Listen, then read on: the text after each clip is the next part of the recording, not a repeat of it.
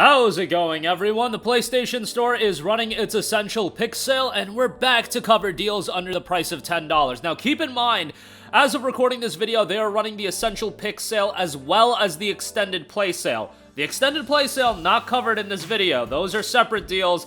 Gets a little bit confusing with all of these sales. I feel like they literally draw these sales out of a hat and they're just like, throw it up on the PlayStation Store. But yes, there's two sales running concurrently right now. Extended Play will be ending in a few short days. Essential Picks last all the way until March 27th. We've already done videos on Extended Play, so I'm sure you can dig them up and you can watch them if you do want. Now, before we get into this video, I just want to ask you guys, please like this video and do leave a comment with your thoughts. It really does help out the channel a lot, and it is much appreciated. Without further ado, let's get right into it. A lot of deals under 10 bucks, so let's start with the Uncharted the Nathan Drake collection, 50% off for $9.99. Now, I imagine most of you guys watching this video have played these games. However, given that these games are a little bit older, like it's wild to think about how old Uncharted 1 is, makes me feel like an old man.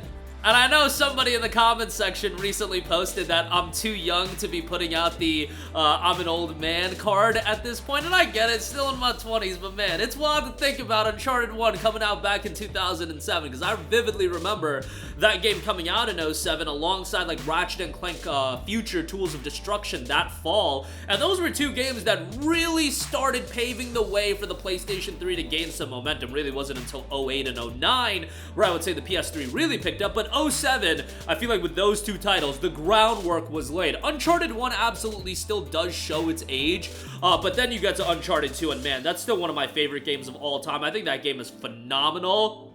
And I would say Uncharted 2, the release of that game, in my opinion, was the tipping point of the PS3 really finding its momentum. And then it was guns blazing from then on out, and really I feel like post-Uncharted 2 is when Sony, from a first-party standpoint, really started developing this notoriety of dropping killer title after killer title, killer exclusive after killer exclusive, and Uncharted 2 was one game that really paved that way in the PlayStation 3 days. Obviously, you had big titles before them, but that's just how I perceived it going down, and Uncharted 3 is great as well. A lot of nostalgia attached towards my time with the Uncharted trilogy, and if you've never played them, I still think it's worthwhile to go back and play those games, so definitely would recommend them. Next up, we got Dragon Age Inquisition Game of the Year Edition, 85% off for $5.99. This was a cross-gen release back in 2014. It came out on PlayStation 3 and PlayStation 4. Thought it was a really well-done RPG, and in my opinion, this was the last time we saw BioWare at their peak. Some people weren't even as crazy about Inquisition as I was, but post-Inquisition, man, what a fall-off BioWare has had. You're talking about since Inquisition, BioWare dropped Andromeda as well as Anthem, and since then, they haven't dropped anything. Dragon Age hopefully will come out this fall, but we don't even know if that's going to be the case, but let's at least revel in BioWare at their peak, and Dragon Age Inquisition I thought was a damn good RPG for $5.99 with the Game of the Year Edition and the bonus content. Definitely a good pickup. Next up, you guys know I gotta give this game a shout. Order 1886, it's 50% off for $9.99. Now, if this game was down to $4.99, I would be singing its praises and I would be telling all of you guys to pick it up. But at $9.99, it's a little bit more of a sitting on the fence kind of recommendation. The game is super short. Now, take it from somebody that was suckered into spending $60 on this game. Now, I wasn't suckered into it. I was buying like a lot of games at that point, and Order 1886 had a lot of hype. It was a technical showcase for the PlayStation 4, but let's be real. If you spent $60 on Order 1886, you felt some type of way. I don't know about you guys. Like, nowadays, there's this fandom around Order 1886 of people being like, man, the game is so underrated. Well, yeah, a large majority of you probably paid $5 to $10 for the game. I feel like most people that paid $60 for this game felt absolutely ripped off because it was a super short game, 5 to 6 hours. The Platinum Trophy is super easy to get if you're into that. But from a setting standpoint, narrative, and the aesthetics of the game, like some of the design choices in this game I thought were so well done. Like from a gameplay standpoint, very standard cover-based third-person shooter.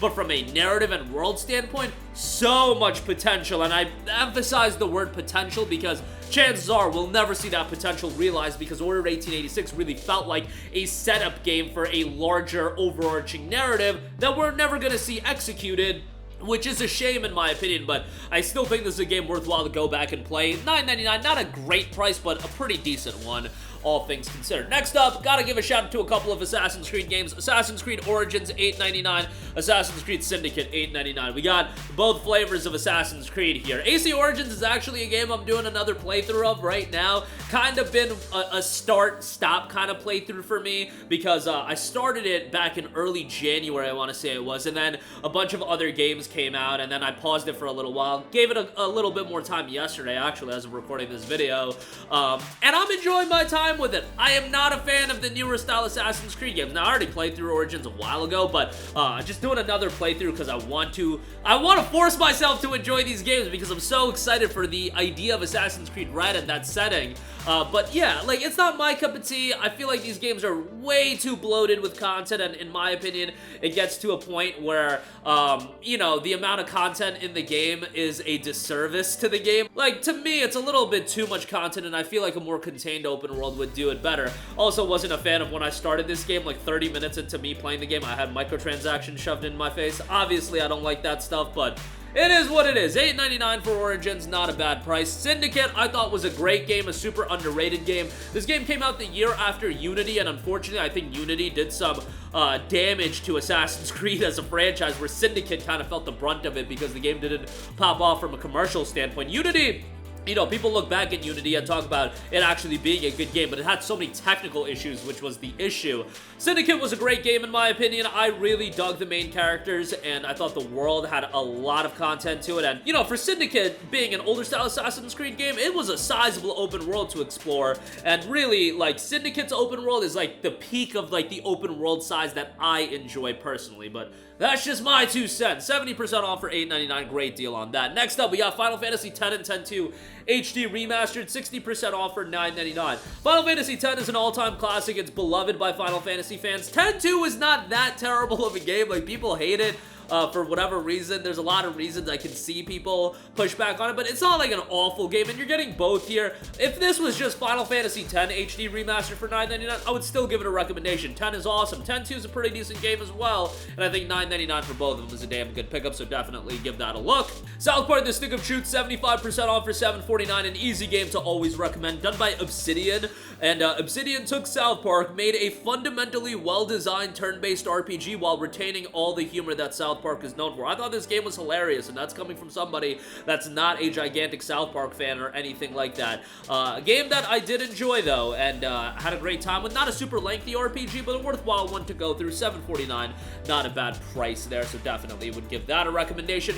Next up, we got Digimon World Next Order, 84% off for $9.59. Now, as you guys might know, I'm a bit of a fanboy of Digimon, so it's going to be a little bit biased whenever we talk about Digimon game recommendations. Digimon World Next Order isn't necessarily the style of Digimon game that I really like. The Digimon games that click with me are the Digimon story titles, Cyber Sleuth, and etc., etc. Those games are more my cup of tea. Digimon World Next Order was more of a style of game that is reminiscent of the very first Digimon World game, where it's more about training your Digimon rather than battling. There is some battling there, but it's still an enjoyable game. If you like Digimon, if you want the idea of, like, you know, training your Digimon and all that, more of a training raising game, it's still an enjoyable time. Definitely not worth $60.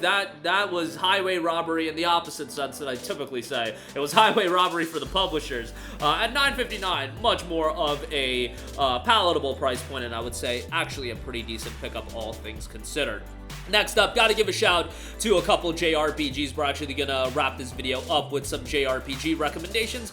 You got Tales of Vesperia, the definitive edition, for $9.99, and you've got Tales of Berseria, 50% off for $9.99. Both are great games. I would definitely recommend both of them.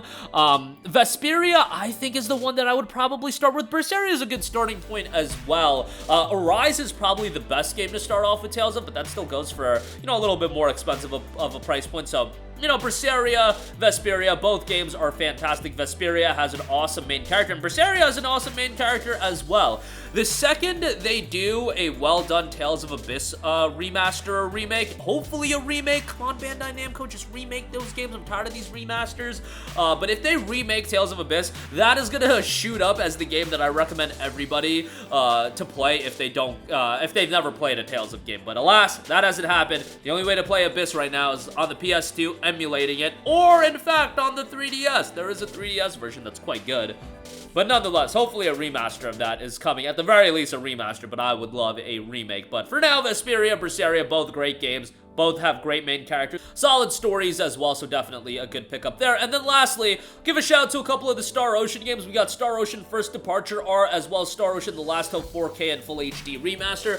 First Departure R is a remastered version of First Departure, which was a remake of Star Ocean 1. Very similar to what they recently did with Star Ocean Second Story. However, Second Story was a better remake, for sure, especially the Second Story R version that they released, and there's a reason why that was $50 and this one released at $30. Right now, 70% off for $6.29. Still a worthwhile JRPG to go through, and quite enjoyed it, especially if you're into more of a throwback. And then Star Ocean The Last Hope. This game has some of the most atrocious voice acting I've ever seen in a Japanese RPG. It's honestly almost comical how bad it is. However, the game itself is pretty good. The visuals were quite good back in, I want to say it was February of 2009 when it came out.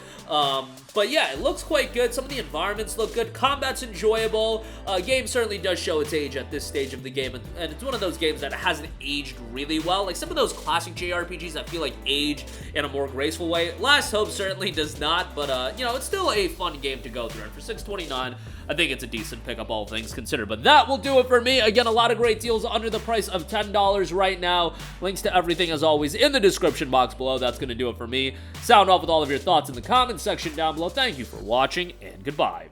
Hey guys, we hope you enjoyed the video, and if you did, make sure to hit the subscribe button, and if you're already subscribed, do us a favor and hit the bell icon. This way you'll be notified whenever we post a new video. That's the best way to keep up with all of our uploads, and we usually try to upload 2 videos a day. And with the bell icon hit, you'll be notified whenever we do upload a video. As always, thanks for watching.